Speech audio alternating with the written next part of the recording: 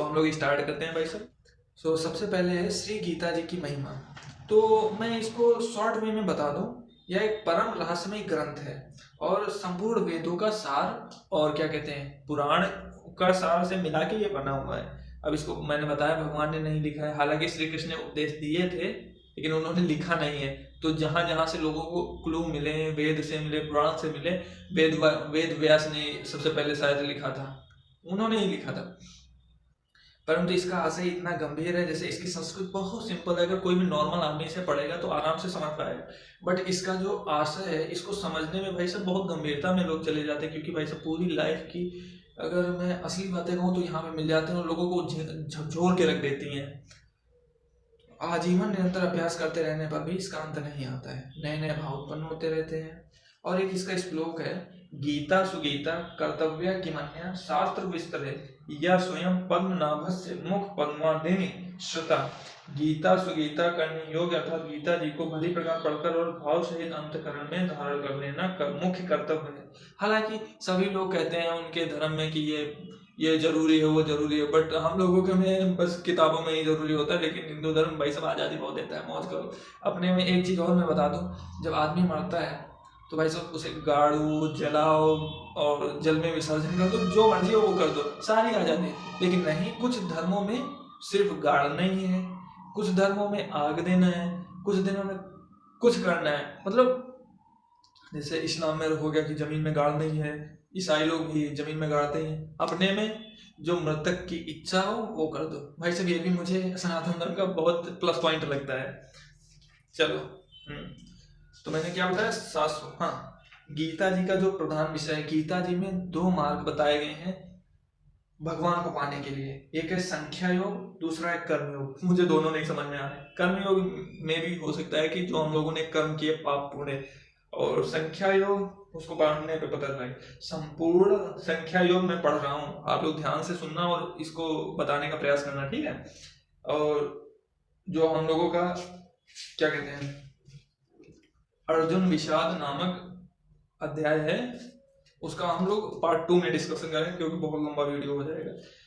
संपूर्ण पदार्थ मृग तृष्णा के जल की भांति अथवा स्वप्न की सृष्टि के सदृश माया में होने से माया के कार्य रूप संपूर्ण गुण ही गुणों में बरतते हैं, ऐसे समझकर मन, इंद्रियों और शरीर द्वारा होने वाले संपूर्ण कर्मों में कर्तापन के अभिमान से रहित होना। अध्याय 5 और श्लोक 8 से 9 तथा सर्वव्यापी सच्चिदानंदन परमात्मा के स्वरूप में एक ही भाव से नित्य स्थित रहते हुए एक सच्चिदानंदन वासुदेव के सिवाय अन्य किसी के भी होने का भाव ना रहना, यह तो संख्या योग का साधन है। कहने का मतलब है मेरे हिसाब से, जो मेरे समझ में आया है, ये जो संख्या योग है, अगर आप किसी एक को मान रहे हो उसको पूर्ण भाव से मानो, दैट्स संख्या योग भाई हमारे हिसाब से। और कर्म योग तो आप लोग जानते हो, बुक में जो ट्रांसलेशन है वो भाई सब बड़ा जटिल है, तो समझने में थोड़ी प्रॉब्लम हो सकती है। और अब हम लोग आते हैं, इसकी आरती है। अथम श्रीमद् भगवद गीता महात्मा श्री गीता स्मिदम। थोड़ी मुझे भाई सब संस्कृत आती है तो मैं ट्रांसलेट इसका बेटर वे में कर सकता हूँ, कहीं कहीं बुक में हिंदी ट्रांसलेशन गड़बड़ है। ज्यादा सब्जेक्ट पढ़ने का एक थोड़ा फायदा है। तो पहला हमारा जो है अर्जुन विषाद नामक अध्याय, श्लोक 1 हम लोग स्टार्ट कर देते हैं, बाकी आगे देखेंगे। हाँ, ये देखो, श्रीमद् भगवद गीता अथा प्रथमो अध्याय, यह फर्स्ट पार्ट यानी कि पार्ट 1 है। चलो तो समझना। धृतराष्ट्र उवाच, धृतराष्ट्र कहते हैं संजय से। अब संजय कौन थे, उसके लिए भाई साहब आपको महाभारत देखनी पड़ेगी, या फिर मैं शॉर्ट वे में बता दूं, धृतराष्ट्र अंधे थे और संजय को एक वरदान प्राप्त था कि वो धृतराष्ट्र के पास महल में बैठे बैठे वो जो युद्ध में हो रहा है वो सारा कुछ देख सकते हैं अपने दिमाग में, और वो अपने दिमाग से उनको धृतराष्ट्र को बता सकते हैं। तो ये कहानी स्टार्ट होती है, धृतराष्ट्र पूछते हैं संजय से कि युद्ध में क्या हो रहा है। और महाभारत जिसने नहीं देखी भाई सब यूट्यूब पे देख लेना यार, वो बहुत बड़ा, बहुत लॉर्ज में हो जाएगा, ठीक है। धर्म क्षेत्रे कुरुक्षेत्रे समवेता यो सब मामका पांडवाश्च वे किम कुर्वत संजय। धृतराष्ट्र बोले, हे संजय, धर्म भूमि कुरुक्षेत्र में एकत्रित युद्ध की इच्छा वाले मेरे पांडु के पुत्रों ने क्या किया। उसमें थे दो दो पार्ट थे ना, एक कौरव एक तरफ, एक तरफ पांडव। तो कौरव पांडव जो युद्ध का वहां जो फॉर्मेशन हुआ था उसके बारे में ये पूछ रहे हैं कि अभी स्टार्ट हुआ कि नहीं हुआ, अभी क्या तैयारी चल रही है। तो जैसे हम लोग वो देखते नहीं है टीवी लगा के घर में मैच चल रहा होता है स्टेडियम में और हम लोग टीवी में देख लेते हैं, तो ऐसे ही को समझो कि उनको वरदान प्राप्त था, वो लोग अपने दिमाग में देख रहे थे और वो धृतराष्ट्र को बता रहे थे। धृतराष्ट्र राजा थे और दुर्योधन के पिता। दृष्टा तू, जो हमारा श्लोक है सेकंड वाला, वो दृष्टा तू पांडवानीकम व्यूढ़म दुर्योधन स्तः आचार्य मूल संग में राजा वचन ब्रवीत। संजय बोले, उस समय राजा दुर्योधन ने व्यूह रचना युक्त पांडवों की सेना देखकर और द्रोणाचार्य के पास जाकर यह वचन कहा, पश्चाताम पांडुपुत्राणामाचार्य महती चमूम विवड़ा द्रुपद पुत्रेण तौ शिष्येण धीमतः। हे आचार्य, आपके बुद्धिमान शिष्य द्रुपद पुत्र दुष्ट धूम्र द्वारा व्यूहाकार खड़ी की हुई पांडुपुत्रों की इस बड़ी सेना को देखिए।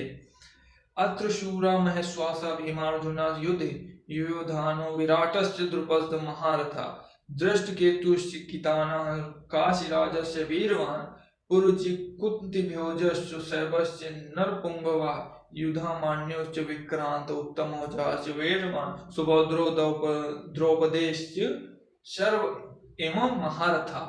अब इसका भाई साहब ट्रांसलेट शॉर्ट में ये बता दें कि जितने भी वहां सब लोग इकट्ठा हुए हैं, किसी के लड़के, किसी के चाचा, जो भी हैं, सब भाई साहब एक चेक बलवान है। जैसे कि द्रुपद धृतकेतु चेकितान मनुष्य में श्रेष्ठ बल पराक्रमी, युद्ध में बलवान वही है। मैं बता रहा हूँ, मुझे थोड़ी बहुत संस्कृत आती है। तो अपना जो 7वां श्लोक है वो भाई साहब क्या है, अस्माकं तु विशिष्टा ये तन्निबोध धृतोत्तम नायकामं सैन्यस्य सख्यार्दान् ब्रवीमि ते। हे ब्राह्मण श्रेष्ठ, आप अपने पक्ष में जो भी प्रधान है उनको आप समझ लीजिए। आपकी जानकारी के लिए मेरी सेना के जो जो सेनापति हैं उनको बतलाता हूँ।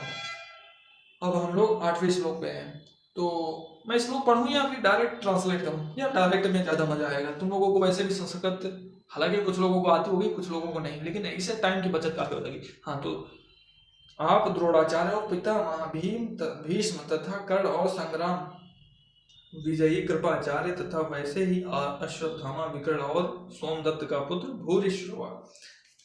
और 9वें श्लोक में, और भी मेरे लिए जीवन की आशा त्याग देने वाले बहुत से शूरवीर अनेक प्रकार से शस्त्रों से सुसज्जित और सबके सब युद्ध में चतुर हैं।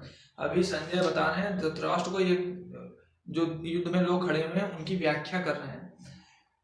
श्लोक 10, भीष्म पितामह द्वारा रचित हमारी वह सेना सब प्रकार से अजय और भीम द्वारा रचित इन लोगों की यह सेना जितने में सुगम है।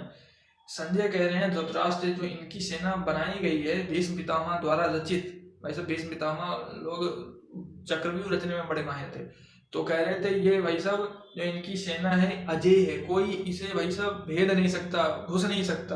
और जो भीम जिसकी रक्षा कर रहे थे पांडव वाली, वो आराम से ये लोग जीत सकते हैं। हालांकि आखिरी में तो उल्टा ही हुआ था, वो तो सबको पता है। अयने सुचा 11 वाला श्लोक पढ़ो थोड़ा। 11 श्लोक, अयने सुचा सर्वेषु यथा भागम वस्थिता भीष्मेवाभिरक्षन्तु भवन्तः सर्व एवं ही। इसलिए सब मोर्चे पर अपनी अपनी जगह स्थिर रहते हुए आप लोग सभी निसंदेह भीष्म पितामह की ही सब ओर से रक्षा करें। मतलब भीष्म पितामह या फिर कौरव काफी बलशाली योद्धा थे यार भाई साहब, उसमें ऐसे वर्णन करना पॉसिबल नहीं है। बट हम लोगों तो खुद जानना है कि सभी धार्मिक रिलीजन में समानता क्या है। चलो अपना कपिल में थे तो तस्य संजयन हर्ष कुरु वृद्धा पितामह सिंहनादम विनद्य संगम दद्योम प्रतापवान। 12 श्लोक। कौरवों में वृद्ध बड़े प्रतापी पितामह भीष्म ने उस दुर्योधन के हृदय में हर्ष उत्पन्न करते हुए कहा, उच्च स्वर से सिंह की दहाड़ के समान गरज कर शंख बजाया। शंख भाई सब बजने लगे हैं। 13 श्लोक। इसके पश्चात शंख और नगाड़े तथा ढोल मृदंग और नरसिंगे आदि बजे, एक ही साथ बज उठे। उनका वह शब्द बड़ा भयंकर हुआ। इसके अनंत तथा सफेद घोड़ों से युक्त युद्ध में रथ में बैठे हुए श्री कृष्ण महाराज और अर्जुन ने भी अलौकिक शंख बजाए। जो अर्जुन का शंख था वो था देवदत्त नामक, और जो श्री कृष्ण भगवान का था वो पंचजन्य नामक। भयानक कर्म वाले भीमसेन ने पौंड्रक शंख बजाया। भाई साहब नाम याद कर लो, अगर कोई एसएससी रिलेटेड है तो वही सब। श्री कृष्ण ने पंचजन्य नामक, अर्जुन ने देवदत्त नामक और भीमसेन ने पौंड्रक नामक महाशंख बजाया था। भाई साहब ये शंख बहुत कहीं कहीं पे पूछे जाते हैं। अनंत विजयम राजा कुंती पौत्रो युधिष्ठिर नकुल सहदेव सुघोष मणि पुष्पको। कुंती राजा युधिष्ठिर ने अनंत विजय नामक और नकुल सहदेव ने सुघोष जैसे मणि पुष्पक नामक शंख बजाए। शंख भाई सब बज चुके हैं, 16 श्लोक हो चुके हैं। इसके बाद आगे हम लोग अगले दिन कंटिन्यू करेंगे। सो आज के लिए धन्यवाद, मिलते हैं नेक्स्ट वीडियो में। चैनल पे कोई नया हो तो प्लीज सब्सक्राइब करना।